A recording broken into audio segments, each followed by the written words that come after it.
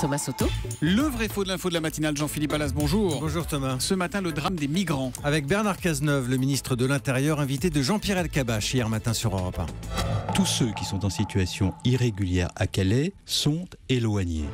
Bon alors c'est simple, est-ce que c'est vrai ou faux? Est-ce que tous ceux qui sont en situation irrégulière à Calais sont éloignés, comme l'affirme Bernard Cazeneuve? Eh bien je dis faux Thomas, parce qu'il y a une ambiguïté dans cette phrase. Après enquête, il faut plutôt entendre: tous ceux qui sont en situation irrégulière ont vocation à être éloignés dès lors qu'ils sont interpellés par la police. Alors bien sûr, il n'est pas question ici de parler de celles et ceux qui fuient la guerre, qui viennent de Syrie, d'Érythrée, qui peuvent demander dans ce cas l'asile, évidemment. Qu'est-ce que ça veut dire, Jean-Philippe, éloigné? C'est un synonyme d'expulsé ou pas? Là encore Thomas, faut décrypter. Pour faire simple, l'éloignement dans le jargon policier, c'est un sigle, OQTF, pour obligation de quitter le territoire français. Et dans les textes, eh bien, les migrants ont 30 jours pour partir. Alors, sauf exception, là, la mesure peut être prise sans délai.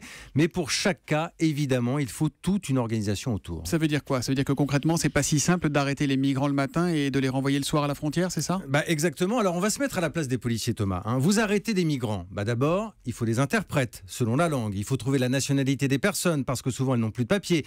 Il faut retracer leur parcours. Par quel pays elles sont arrivées? Est-ce que les pays sont coopératifs? Il faut aussi raconter leur histoire. Est-ce qu'elles ont été victimes de violences? Est-ce qu'elles sont là davantage pour des raisons économiques? Il y a aussi les recours, tout le travail des associations sur le terrain. Bref, on parle ici d'une procédure très lourde, même si le ministre l'a précisé hier matin, et là c'est vrai, ce qu'on appelle les éloignements contraints, ils ont augmenté, plus de 15 000 l'an dernier. Voilà, toujours difficile évidemment de dépassionner le débat dès qu'on parle des migrants, Jean-Philippe. C'est vrai. Pour être clair, Thomas, je ne pense pas qu'on puisse accuser Bernard Cazeneuve de faire de la politique à la petite semaine et de vouloir cacher une réalité ce matin. Simplement, le ministre utilise des termes précis, techniques, face à une crise hors norme et qui demande parfois un peu d'éclairage. C'est le sens du vrai faux de l'info, l'éclairage tous les matins après le journal de 7h30 sur Europe 1 avec vous, Jean-Philippe Ballas. À demain.